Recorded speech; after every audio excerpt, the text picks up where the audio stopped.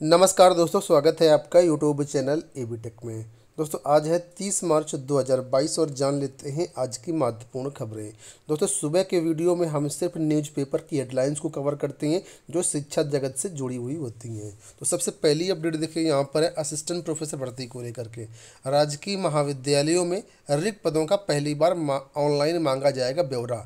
तो assistant professor की नई भर्ती की तैयारी के बारे में यहाँ पर अपडेट किया गया है कि प्रदेश के राजकीय महाविद्यालयों में असिस्टेंट प्रोफेसर के पदों पर भर्ती प्रक्रिया जल्द शुरू होने जा रही है।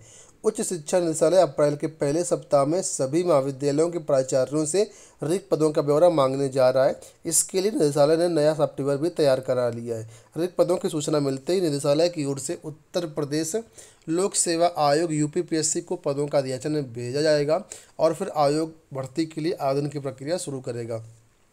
आपको बता दें असिस्टेंट प्रोफेसर यानी जीडीसी जिसको बोलते हैं जीडीसी असिस्टेंट प्रोफेसर यहाँ पर भर्ती की बात हो रही है और नई भर्ती की बात हो रही है। अप्रैल में इसका अध्याचन लिया जाएगा। ठीक है, तो एक अच्छी खबर है जो भी लोग असिस्टेंट प्रोफेसर की राह देख रहे हैं। वैसे देखा जाए तो अभी हाल ही में इसकी मार्च में आई थिंक परीक्षा करवाई गई है, लेकिन फिर भी नई भर्ती के लिए आपके पास मौका है। अप्रैल में यहाँ पर अध्याचन मांगा जाएगा और इसके बाद आपका जो विज्ञापन जारी होगा। यहाँ पर आपको बता दें कि लगभग 600 खाली पदों का अनुमान है कि लगभग 600 के आसपास पद होंगे। इन्हीं पर भर्तियाँ आपको देखने को मिलेगी। पहली बार यहाँ पर ऑनलाइन माध्यम से अध्याचन जो है मांगे जाने की तैयारी है। चलिए दूसरी अपडेट की बात कर लेते हैं। लोक सेवा आयोग से अपडेट है स्टाफ नर्स की परीक्षा को लेकर के। लिखा है स्टाफ नर्स की परीक्षा में पूछे गए 2 गलत सवाल। लोक सेवा आयोग ने स्टाफ नर्स सिस्टर ग्रेड 2 पुरुष महिला परीक्षा 2021 की अंतिम उत्तर कुंजी अभ्यर्थियों के प्राप्तांक एवं श्रेणीवार कट ऑफ अंक जारी कर दिए हैं। परीक्षा में 2 गलत सवाल पूछे गए थे जिन्हें आयोग ने उत्तर कुंजी से डिलीट कर दिया है। 4743 पदों पर भर्ती का अंतिम चयन परिणाम 4 जनवरी 2022 को जारी किया गया था। हालांकि अंतिम रूप से 3014 अभ्यर्थी ही क्वालिफाई हो पाए थे और 1700 आसपास जो पद हैं वो खाली चले गए हैं। ठीक है, तो फिलहाल जो भी अभ्यर्थी इसमें शामिल हुए थे अपना आंसर की कट ऑफ प्राप्तांक आप लोग आयोग की वेबसाइट से चेकआउट कर सकते हैं। चलिए बात करेंगे यहाँ पर हम लोग प्रधानाचार्य भर्ती को लेकर के। आप लोग जानते हैं पीसीएस 2021 के अंतर्गत प्रधानाचार्य भर्ती को लेकर के कई बार न्यूज आई है और यहाँ पर भी उसी के बारे में अपडेट किया गया कि अभ्यर्थियों को देने होंगे जेडी से प्रति हस्ताक्षरित प्रमाण पत्र। पीसीएस में प्रधानाचार्य पद के लिए किया है आवेदन। कई अन्य प्रपत्र भी अस्पष्ट 28 अप्रैल तक यूपीपीएससी में जमा करने होंगे अनुभव प्रमाण पत्र। तो जो भी अभ्यर्थी पीसीएस के तो प्रिंसिपल बनते हैं उन सभी को अनुभव प्रमाण पत्र की ज़रूरत होती है और अनुभव प्रमाण पत्र आपका डीआर से मान्य नहीं होता है, जेडी से मान्य होता है और ये आपको देना पड़ेगा जो भी अभ्यर्थी इसमें है। ठीक है, तो देखिए उसी के बारे में अपडेट है यहाँ पर कि पीसीएस 2021 की परीक्षा में प्रधानाचार्य पद के लिए आवेदन करने वाले कई अभ्यर्थियों ने संयुक्त शिक्षा निदेशक जेडी से प्रति हस्ताक्षरित अनुभव प्रमाण पत्र नहीं लगाए हैं। आयोग ने ऐसे अभ्यर्थियों को अंतिम अवसर देते हुए 28 अप्रैल तक जेडी से प्रति हस्ताक्षरित प्रमाण पत्र आयोग कार्यालय में प्रस्तुत करने के लिए कहा है। ठीक है, 23 से 27 मार्च तक इसकी परीक्षा आयोजित की गई थी और मुख्य परीक्षा से पहले प्रधानाचार्य पद के लिए आवेदन करने वाले 479 अभ्यर्थियों का अभ्यर्थन निरस्त कर दिया गया था क्योंकि इन्होंने 3 वर्ष के शिक्षण अनुभव कार्य का जो प्रमाण पत्र है वो नहीं लगाया था। ठीक है, तो अब यहाँ पर जो है लिखा है कि ऐसे में अभ्यर्थियों को मुख्य परीक्षा में शामिल नहीं होने दिया गया। अब कई ऐसे अभ्यर्थी जिन्होंने जेडी स्तर से प्रति हस्ताक्षरित अनुभव प्रमाण पत्र नहीं लगाए हैं अनिवार्य अर्हताओं में से अस्पष्ट हैं तो उनको अंतिम मौका देते हुए 28 अप्रैल तक का समय दिया गया है। यहाँ पर देखो उसी के बारे में अपडेट किया जो मैंने आपको ऑलरेडी अभी बताया हुआ है। ठीक है, तो इसको आप स्किप कर सकते हैं। असिस्टेंट प्रोफेसर भर्ती का मामला है। यहाँ पर अपडेट है इलाहाबाद विश्वविद्यालय को लेकर के। लिखा है रिजल्ट में गड़बड़ी की बात इलाहाबाद विश्वविद्यालय प्रशासन ने स्वीकारी। एमए प्रथम सेमेस्टर हिंदी के रिजल्ट में गड़बड़ी है और ये जो यूनिवर्सिटी है इसने अपने गड़बड़ी को स्वीकारा है और यहाँ पर अब जो है एमए प्रथम सेमेस्टर हिंदी वाले रिजल्ट में बदलाव होगा। उसी के बारे में यहाँ पर दिया गया कि एमए प्रथम सेमेस्टर में रिजल्ट पर सवाल उठाते हुए छात्रों ने गड़बड़ी का आरोप लगाए हैं। इस प्रकरण को आपके अपने अखबार हिंदुस्तान ने 26 मार्च के अंक में प्रमुखता से प्रकाशित किया था। इस पर विभागाध्यक्ष प्रोफेसर कृपा शंकर पांडे ने सोमवार को नोटिस जारी करके छात्र छात्राओं से अंक पत्र की मूल प्रति विभाग में जमा कराने का। इसके बाद नए सिरे से परिणाम जारी किया जाएगा। चयन बोर्ड से नई प्रधानाचार्य भर्ती को लेकर के एक बड़ी अपडेट आ रही। लिखा है साक्षात्कार से पहले लिखित परीक्षा की तैयारी। अभी तक चयन बोर्ड के माध्यम से जो भी एडेड विद्यालयों में, एडेड कॉलेजों में प्रधानाचार्य की भर्तियां होती थी वो सिर्फ इंटरव्यू के माध्यम से होती थी। अब जो नई भर्ती है उसको लिखित परीक्षा के माध्यम से कराने की तैयारी चल रही है। उसी के बारे में यहाँ पर अपडेट किया गया है कि उत्तर प्रदेश माध्यमिक शिक्षा सेवा चयन बोर्ड अशासकीय सहायता प्राप्त माध्यमिक विद्यालय में प्रधानाचार्य की भर्ती सिर्फ साक्षात्कार से कराए जाने की परंपरा को खत्म करने की तैयारी में है। नई भर्ती में साक्षात्कार से पहले लिखित परीक्षा कराए जाने का प्रस्ताव तैयार किया जा रहा है।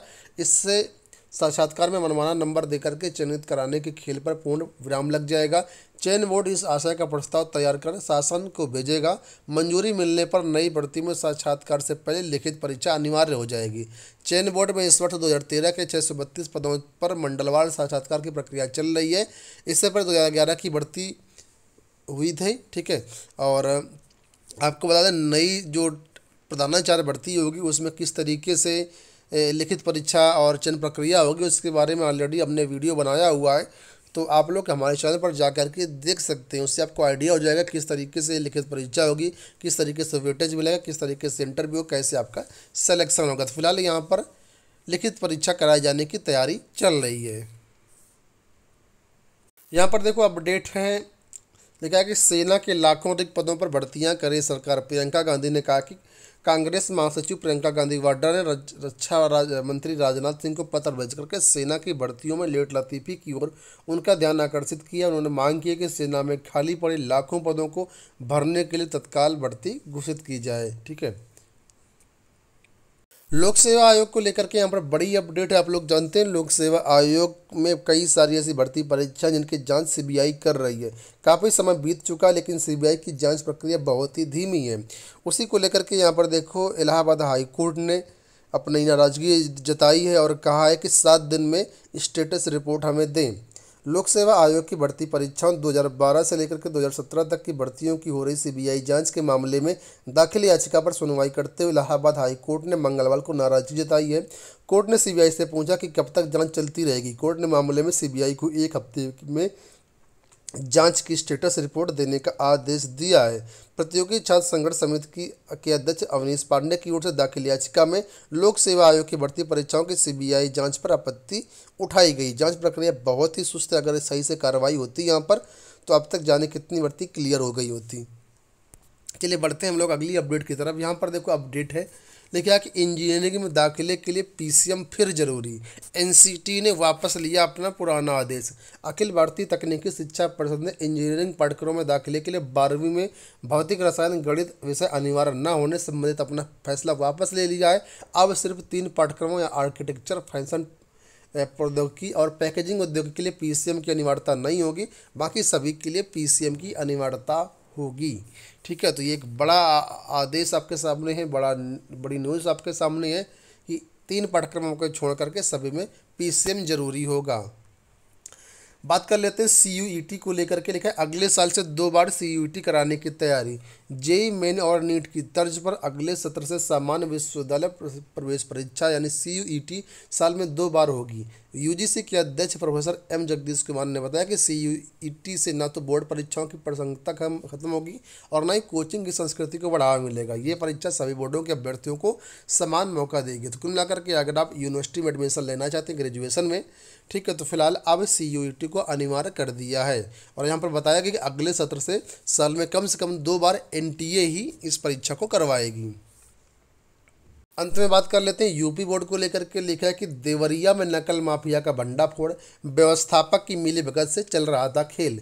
प्रधान के घर लिखी जा रही थी कॉपियां, 9 गिरफ्तार। तो यूपी बोर्ड परीक्षा में एक बड़ा फर्जीवाड़ा देखने को मिला। केंद्र व्यवस्थापक की मदद से प्रधान के घर में कॉपियां लिखी जा रही थी, 9 को गिरफ्तार किया गया है।